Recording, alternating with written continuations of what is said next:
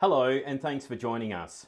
Just recently, the story we featured on Friday the 28th of May in relation to a victim of an alleged sexual assault committed by a current serving Tasmanian police officer was pulled down by YouTube, the media platform we use to feature our stories every Friday night. YouTube have told us the video was removed and the content was blocked from being viewed in Australia because of defamation claims made by a number of Tasmanian police officers against us. Well, not specifically TasNews 24, but more so towards me on a very personal level. But again, it goes to show the level of concealment the Tasmania Police will go to have a story removed and not be told. A story that not only questions the actions of Tasmania Police, but shows the great lengths they will take to have the story silenced. We have now been instructed that this story can feature again. However, during the story, any time a police officer's name is mentioned, it will be toned out. However, we'd like to remind you the story has not been changed in any way and features all the same details as previously shown. Only this time, the name of the officers are no longer heard, and with those details being followed, we are not in any breach of any regulations or standards set out by YouTube and any social media platforms. It does question the freedom of speech and for also media who wish to tell the stories being told by the people. It is certainly becoming more under attack and questions why do government agencies like Tasmania Police continue to force the hand of silence on media, especially independent media like us. Australia, known as the lucky country, and like most Australians, we feel protected and secure, living our lives and sharing many special moments with friends and family. Australia has some of the best border protection policies, and as much as we tend to agree to disagree, politicians seem to be getting the job done and providing funding for our law enforcement agencies throughout the country. But one thing is missing: accountability for those men and women who take pride in putting on a uniform every day. A uniform that demonstrates they work for one branch of the emergency services. Police officers have a duty of care in protecting us as we go about our daily lives. But sadly, actions by some police officers of the Tasmanian Police Service towards members of the public are slipping under the radar. Tonight, we follow the story of a man who is fighting for justice, a man who alleges he was sexually assaulted whilst under the watchful eye of Tasmanian Police Service. What makes this story more disturbing is the perpetrator was in fact a Tasmanian police officer, and to top it all off is still on active duty, dealing with members of the community. People who are unaware the officer has committed this appalling attack. For the privacy and protection of the man's story you are about to watch, we have masked his identity. We would also like to advise some of the story is confronting and viewers' discretion is advised.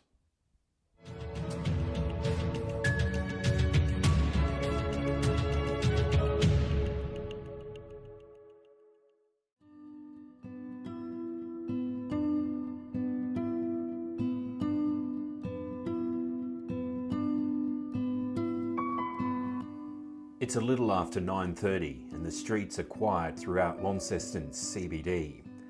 There isn't much traffic on the roads and most people are at home feeling safe knowing they are protected under the watchful eye of the Tasmanian Police Service. But not all can feel safe and sleep soundly. This man, who we will call John for the purpose of keeping this man's true identity hidden, spends most nights lying awake and reliving an attack that shaped his life forever. An attack that allegedly occurred by an officer from the Tasmanian Police Service. So in your own time, can you tell me what happened when you were brought into the Launceston police station? Well, I was brought into the area where the police detain you, where you were brought into the cell area, and I started to feel uncomfortable as the police had brought in two other males that were not like police or prison guards, and it was then that I lashed out at the two guys and hit them, and about 6 police officers grabbed me after that. They cuffed my hands behind my back and feet together, and they sort of cuffed me up like an animal on a stick, like, you know what I mean? They then took me to the cell and stripped me naked.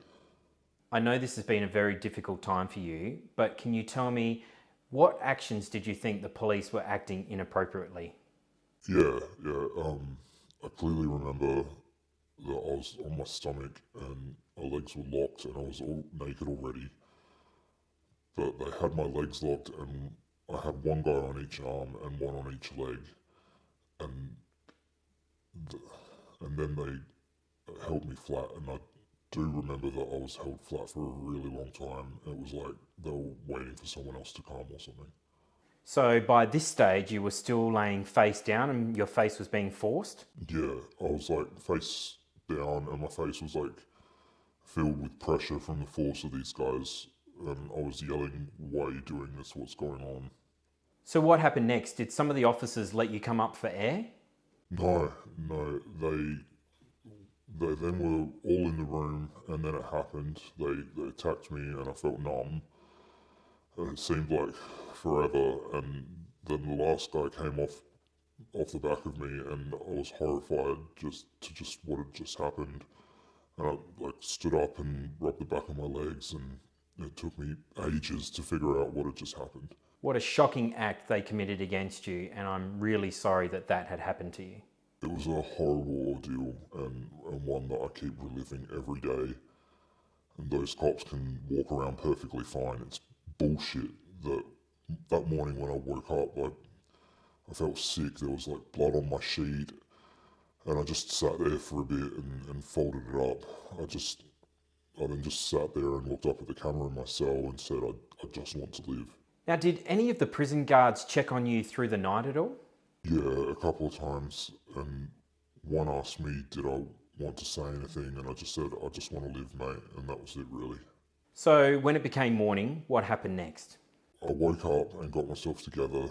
They unlocked me, and I couldn't believe it. All my charges, including the part where I attacked the guys when I came in to escaping custody, everything, I couldn't believe it. They were all dropped.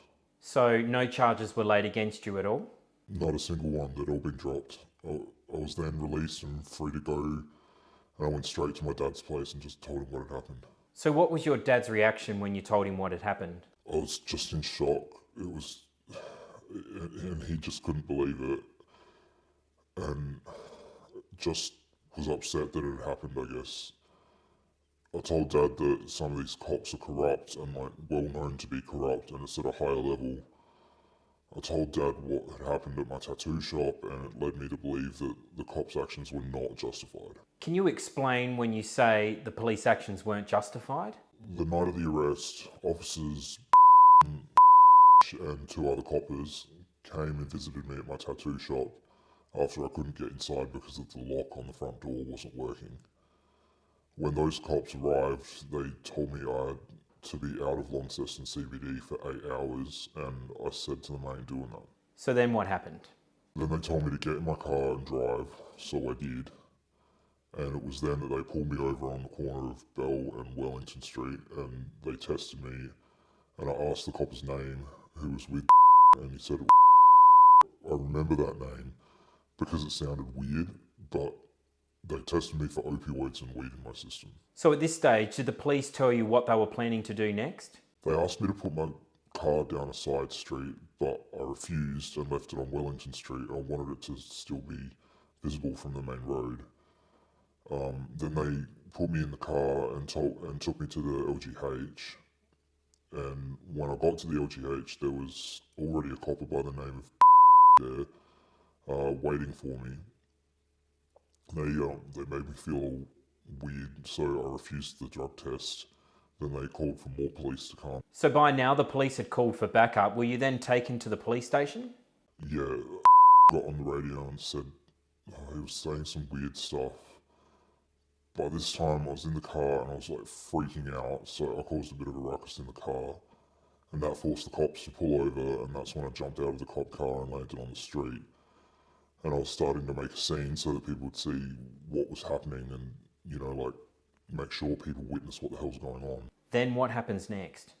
The cops take me back to the station and drive me to the area of the cop station car park, where I get out and I'm processed by the station sergeant, who was officer at the time. I then asked the coppers who were all standing there if I was going to be alright, and none of them said anything to me. They just looked at me and stared. So were you processed there and then? Sorta. They took me to another holding cell, and that's when I saw two guys coming towards me that were not cops or prison guards. They were dressed in like hospital scrubs type things. It was then that I moved forward and began to hit them both because I was scared. I didn't know what was happening, and that's when it all happened. I was raped by them, and they all stood there and did nothing to prevent it. During this incident, can you remember any of the police officers talking at all? No, there was no talking by them. It was strange. I just remember being on my left leg and forcing his weight on me, and there was a knee to the back of my neck as I was face down. The next day, you went to your dad's place. What happened there? Yeah, well, I went back to my dad's and took a shower and made him stand guard. I was that in shock, and I was just feeling like shit.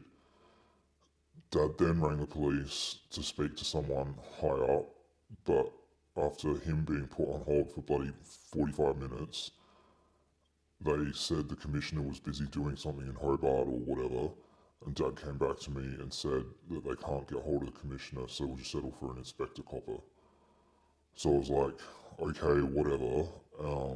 So then officers, who was the station sergeant from the night before when I came into the cop station, he and another officer by the name of arrived. And when they did, it was weird that the officer from the station had arrived and not some other copper who wasn't known to the case, like didn't have a conflict of interest. So did they try to detain you again?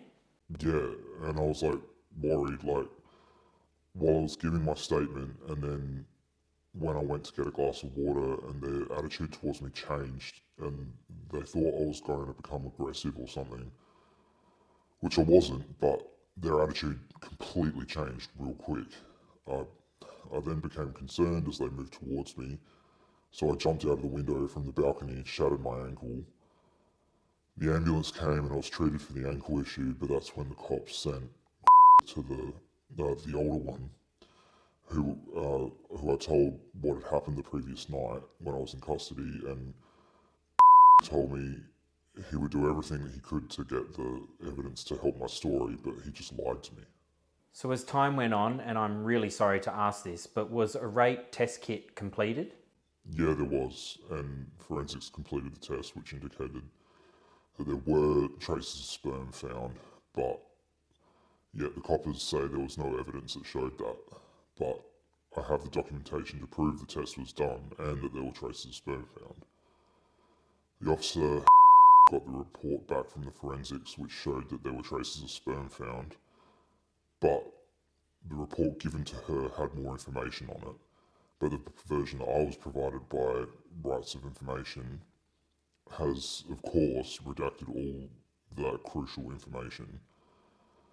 So the CCTV footage, one department says it's there on the video, while others, including TPS, have said it was recorded over. It just doesn't add up. Well, no doubt, this incident has definitely impacted your life, and I'm sorry that you have to go through all of that. But let's hope that these police officers can be brought in for questioning and justice can be served. Once again, thank you so much for joining us today. That as well, Kane. These coppers, they can't go around just doing this and expect to slip under the radar, but thank you for hearing me out and allowing me to share my story. It's also important to mention that one of the officers who was involved with this case was transferred out of the Launceston Police Station to a station in Beaconsfield, further north of the state. And of course, before running this story, we investigated every part to the allegations and found throughout the large number of pages of reports and forensic documents, it's evident Tasmania Police were quick to blame the victim. What's more alarming is the fact that Tasmania Police tried to cover up all of this by changing their stories, changing statements, but most of all, making the victim feel bad about coming forward and making a report. This is not how a police department should operate and leaves the question, what happens next for the victim?